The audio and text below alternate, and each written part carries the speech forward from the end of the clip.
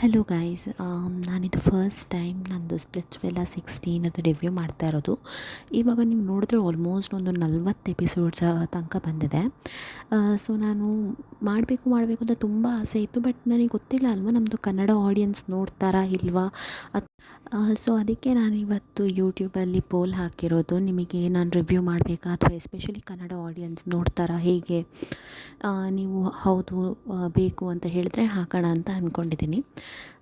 ನನಗೆ ಈ ಸರ್ತಿ ಅಂದರೆ ಹೇಗಿದ್ದರೂ ಸುಮಾರು ಎಪಿಸೋಡ್ ಆಗಿರೋದ್ರಿಂದ ನಾನು ಈಗ ರೀಸೆಂಟಾಗಿ ಈ 40ನೇ ಎಪಿಸೋಡ್ ಇದೆಯಲ್ವ ಅದರದ್ದು ರಿವ್ಯೂ ಮಾಡೋಣ ಅಂತ ಅಂದ್ಕೊಂಡಿದ್ದೀನಿ. ಸೊ ಇಲ್ಲಿ ನೀವು ನೋಡಿದ್ರೆ ಪವರ್ ಥ್ರೋನಲ್ಲಿ ಈ ಸುಜಾನ್ ಮತ್ತು ಗುಲ್ಲು ಅವ್ರು ಕೂತ್ಕೊಳ್ಳೋದ್ರಿಂದ ಗುಲ್ಲು ಮತ್ತು ಅವರು ಕ್ಯಾಪ್ಟನ್ ಆಗಿ ಆಯ್ಕೆ ಆದ್ರಲ್ವ.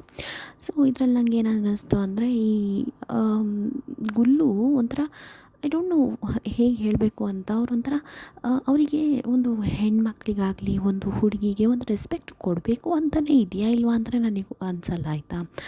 ಅಂದರೆ ನೀವು ಇವಾಗ ನೋಡಿದ್ರು ಫಸ್ಟ್ ಇವರು ಸನ್ನಿ ಮ್ಯಾಮ್ ಆಗಲಿ ಅಥವಾ ಕರಣ್ ಸರ್ ಆಗಲಿ ಅವ್ರು ಕೇಳುವಾಗ ಯಾರನ್ನು ನೀವು ಚೂಸ್ ಮಾಡಬೇಕು ಅಂತ ಅಂದ್ಕೊಂಡಿದ್ದೀರಾ ಅಂದ ತಕ್ಷಣ ಫಸ್ಟ್ ಯೋಗೇಶ್ ಅಂತ ಹೇಳಿದ್ರು ಅಷ್ಟೇ.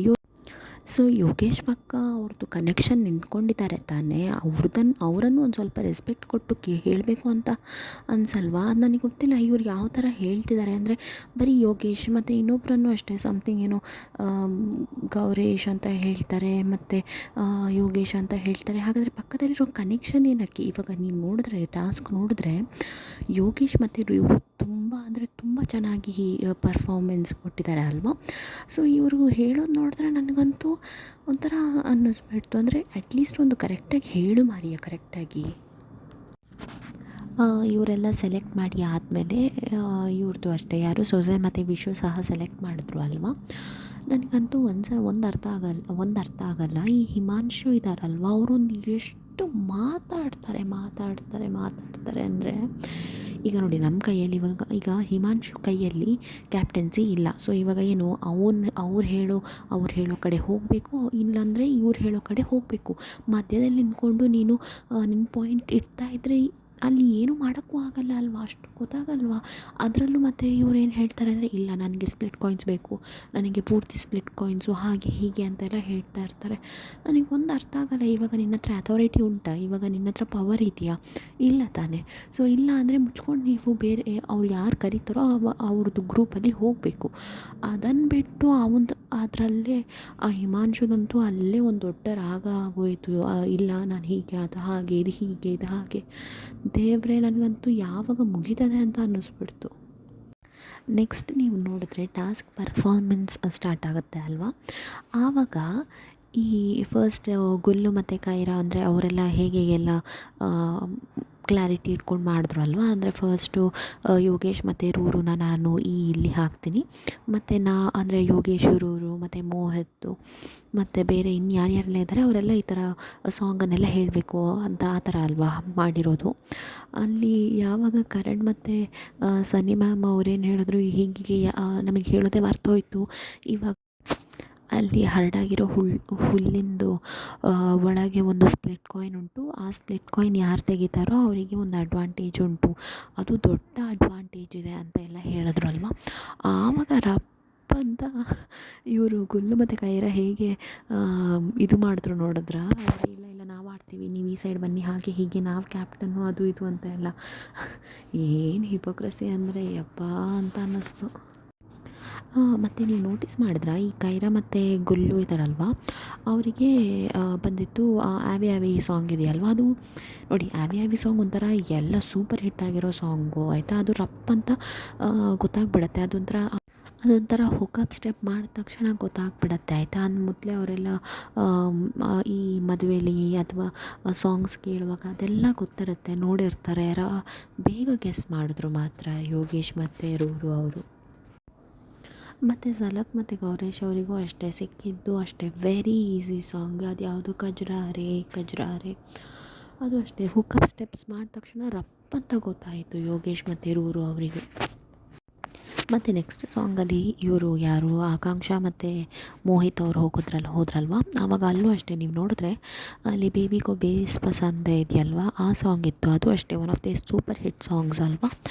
ಈ ಆಕಾಂಕ್ಷ ಅವ್ರು ನೋಡುವಾಗ ಆಕಾಂಕ್ಷಗೆ ಸರಿಯಾಗಿ ಡ್ಯಾನ್ಸ್ ಅಂದರೆ ಕರೆಕ್ಟಾಗಿ ಹುಕಪ್ ಸ್ಟೆಪ್ಸ್ ಮಾಡೋಕ್ಕೂ ಬರಲಿಲ್ಲ ಅಲ್ವಾ. ಬರೀ ರೂರು ಅವರೇ ನೋಡ್ತಾಯಿದ್ರು. ಅಂದರೆ ಬೇಬಿ ಡಾಲ್ ಅದೊಂದು ಇನ್ನೊಂದು ಸಾಂಗ್ ಉಂಟಲ್ವ, ಆ ಸಾಂಗ್ಲೇ ಇದು ಯೋಚನೆ ಮಾಡಿದ್ರು, ಅದು ಆಗಲಿಲ್ಲ. ಮತ್ತು ಯಾವುದು ಬೇಬಿಗೋ ಬೇಸ್ ಪಸಂದೆ ಅಂತ ಯಾರು ಇವರು ರೂರುನೇ ಗೆಸ್ ಮಾಡಿದ್ದು. ಇವರು ಆ್ಯಕ್ಷನ್ ಮಾಡಿರೋದ್ರಲ್ಲಂತೂ ಗೊತ್ತೇ ಆಗಲಿಲ್ಲ ನಮಗೂ.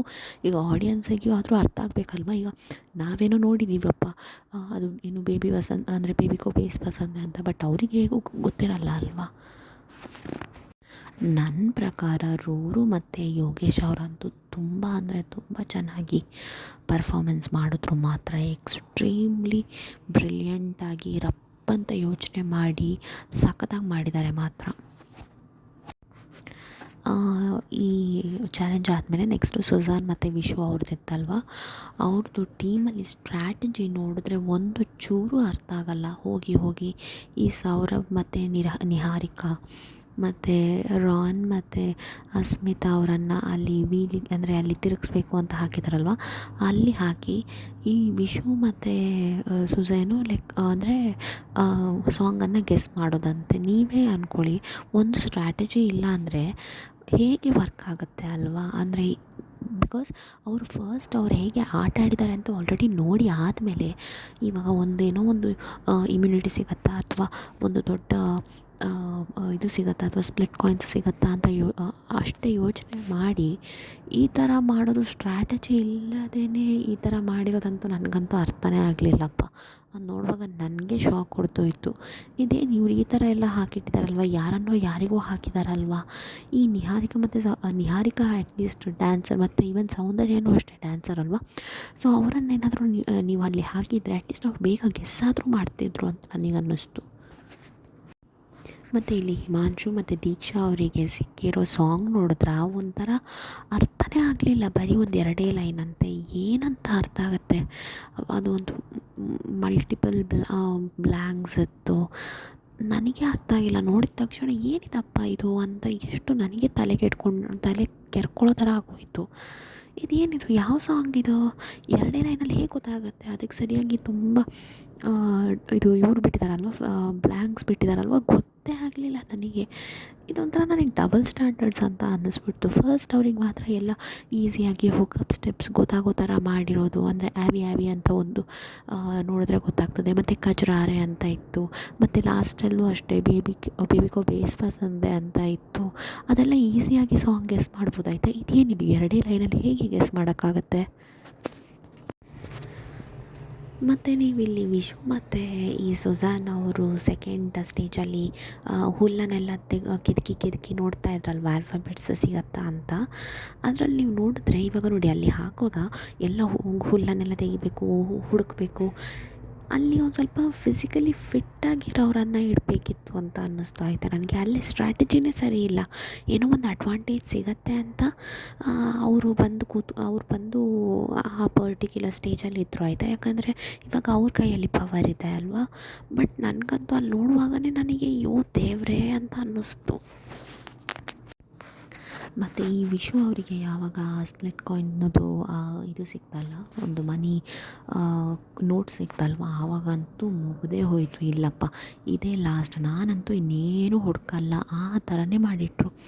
ಅಂದರೆ ಅಟ್ಲೀಸ್ಟ್ ಒಂದು ಸ್ವಲ್ಪ ಆಯ್ತು, ಅದು ಸಿಕ್ತಾ ಅಟ್ಲೀಸ್ಟ್ ಬೇರೆಯವರಾದರೂ ಕಂಪ್ಲೀಟ್, ಈಗ ನಿಮಗೆ ಹೋಲ್ ಟೀಮಿಗಾದರೂ ಒಂದು ಸ್ಪ್ಲಿಟ್ ಕಾಯಿನ್ಸ್ ಬರುತ್ತೆ ಅಂತಲೂ ಇಲ್ಲ ಆಯಿತಾ. ಇವರಿಗೆ ನನಗೆ ಸಿಕ್ತಾ ಮುಗೀತು ಅಷ್ಟೇ. ಒಂಥರ ಸೆಲ್ಫಿಶ್ ಆಗಿ ಆಡಿದ್ರು ಅಂತ ಅನ್ನಿಸ್ತು ನನಗೆ ಯಾಕೋ ಅಲ್ಲಿ ಆ ವಿಶು ಅವರು. ಮತ್ತು ಇವರು ಈ ದೀಪ್ತಾಂಶು ಮತ್ತು ಸೌಂದರ್ಯ ಇದ್ದಾರಲ್ವ, ಅವ್ರದ್ದು ಬಗ್ಗೆ ಹೇಳಬೇಕಿತ್ತು. ಸೊ ಇವಾಗ ನೀವು ನೋಡಿದ್ರೆ ನನಗಂತೂ ಒಂದು ಅರ್ಥ ಆಗಲ್ಲ. ಈಗ ಈ ದೀಪ್ತಾಂಶು ಅವರಿಗೆ ಹೊರಗಡೆ ಆಲ್ರೆಡಿ ಒಂದು ಹುಡುಗಿ ಮೇಲೆ ಇಷ್ಟನೋ ಅಥವಾ ಒಂದು ಫೀಲಿಂಗ್ಸ್ ಇತ್ತು ಅಂತ ಅಂದ್ಕೊಳ್ಳಿ, ಮತ್ತು ಹೇಗೆ ಇದು ಒಂದು ಸ್ಪ್ಲಿಟ್ಸ್ ವಿಲ್ಲ ಅಂತ ಒಂದು ಲವ್ ಶೋ ಅಥವಾ ಒಂದು ಲವ್ ರಿಯಾಲಿಟಿ ಶೋಗೆ ಯಾಕೆ ಬಂದರು ಅವರು? ನನಗಂತೂ ಅದೊಂದು ಅರ್ಥ ಆಗಲ್ಲ ಆಯ್ತಪ್ಪ ಬಂದ. ಇವಾಗ ಅಟ್ಲೀಸ್ಟ್ ಈ ಸೌಂದರ್ಯ ಅವರಿಗೆ ಯಾಕೆ ಆ ಥರ ಎಲ್ಲ ಹೇಳಬೇಕಿತ್ತು. ಮತ್ತು ನೀವು ಟಾಸ್ಕಲ್ಲಿ ನೋಡಿದ್ರು ಅಷ್ಟೇ ಒಂಥರ ಫುಲ್ ಜೋರಾಗಿ ಅವರನ್ನು ಅಂದರೆ ಇವಾಗ ನಮಗಲ್ಲಿ ಕಾಣಿಸೋದೇನು ಒಂದು ಸ್ವಲ್ಪ ಹೀಗೆ ಅವ್ರು ಬರೀ ಮೆತ್ತಿಗೆ ಮಾಡಿದ್ರು ಅಂತ ಅನಿಸ್ಬೋದು. ಇವಾಗ ಅವರು ಹೇಳಿರೋ ಟೋನ್ ಇದ್ದರೂ ಅಷ್ಟೇ ನೀವು ನೋಡಿದ್ರೆ ಒಂಥರ ಎಳ್ದು ಹಿಂದೆ ಬಂದು ಹಿಂದೆ ಬಾ ಅಂತ ಹೇಳ್ದಂಗೆ ಆಯಿತು.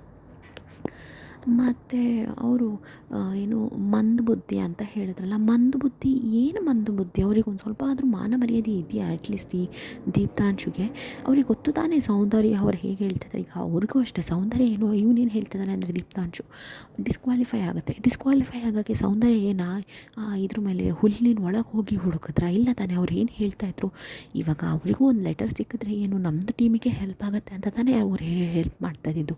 ಇವನಂತೂ ಕರಡು ಕಂಬ ಥರ ನಿಂತ್ಕೊಂಡಿದ್ದ ಈ ದೀಪ್ತಾಂಶು. ನನಗೆ ಆ ದೀಪ್ತಾಂಶು ಕಂಡ ತಕ್ಷಣ ಯಾಕೋ ಮೈಯೆಲ್ಲ ಉರಿದು ಹೋಗ್ತದೆ ಆಯಿತಾ. ಅವ್ನು ಮಾಡಿರೋ ಹೊರಗಡೆ ಬಂದ ತಕ್ಷಣ ಒಂದು ಫೋಟೋ ಹಾಕೋದಂತೆ ಆರ್ಯನ್ಜಿ ಅವ್ರ ಹತ್ರ, ಒಳ್ಳೆ ಈ ಥರ ಮಾಡೋದಂತೆ. ದೇವ್ರೇ, ಹುಡುಗರನ್ನಂತೂ ನಂಬಕ್ಕೆ ಹೋಗಬಾರ್ದು ಅಂತ ಅನಿಸ್ಬಿಡುತ್ತೆ ಈ ಥರ ಮಾಡುವಾಗ. ಮತ್ತು ಅಷ್ಟೇ ಯಾರು ಸ್ಯಾಂಡಿ ಅವರಿಗೆ ಮಂದಬುದ್ಧಿ. ಮೊದಲೇ ಸ್ಯಾಂಡಿ ಸಿಕ್ಕಾಪಟ್ಟೆ ಬೋಲ್ಡ್ ಅಂತ ಗೊತ್ತು. ಅವ್ರಿಗೇನು ಗೊತ್ತಾ, ಒಂಥರ ಮುಖಕ್ಕೆ ಹೊಡೆದಂಗೆ ಹೇಳೇ ಬಿಡ್ತಾರೆ ಸ್ಯಾಂಡಿ ಅವರು. ಒಳಗೊಂದು ಹೊರಗೊಂದು ಅಂತ ಏನು ಮಾಡಲ್ಲ ಆಯಿತಾ. ಅವ್ನಿಗೆ ಗೊತ್ತಿದ್ರು ಯಾಕೆ ಆ ಥರ ಹೇಳಬೇಕು ಮಂದಬುದ್ಧಿ ಅಂತ? ಅವಳೇನು ಅಲ್ಲಿ ಹೋಗಿ ಕೈ ಹಾಕಿ ತೆಗೆದ್ಲ ಏನಾದರೂ? ಏನಿಲ್ಲ ತಾನೆ. ಏನಕ್ಕೆ ಆ ಥರ ಹೇಳಬೇಕು? ಮತ್ತೇನು ಚುಪ್ಪು ಅಂತ ಏನು ಹೇಳಿದ್ರ, ಸುಮ್ಮನೆ ಇರು ಅಂತ ಹೇಳಿದ್ರಲ್ಲ. ಅವ್ರದ್ದು ಮುಖ ನೋಡಿದ್ರೆ, ದೀಪ್ತಾಂಶು ಅವ್ರದ್ದು ಫೇಸ್ ನೋಡಿದ್ರೆ, ಆ ಫೇಸ್ ಎಕ್ಸ್ಪ್ರೆಷನ್ ನೋಡಿದ್ರೆ ನನಗಂತೂ ಎಷ್ಟು ಉರ್ತೋಯ್ತು ಅಂದರೆ, ನಿನಗೆ ಆಲ್ರೆಡಿ ಒಬ್ಬಳ ಮೇಲೆ ಫೀಲಿಂಗ್ಸ್ ಇದೆ ಅಂದರೆ, ಹೊರಗಡೆ ಆಲ್ರೆಡಿ ಒಂದು ಫೀಲಿಂಗ್ಸ್ ಇದೆ ಆರ್ಯನ್ಜಿ ಅಂತ. ಇವಾಗ ಇಲ್ಲಿ ಬಂದು ಈ ಸೌಂದರ್ಯ ಅವ್ರ ಜೊತೆನೂ ಆಟಾಡ್ತಾಯಿದ್ರೆ ನಿನ್ನ ಫೀಲಿಂಗ್ಸಲ್ಲಿ.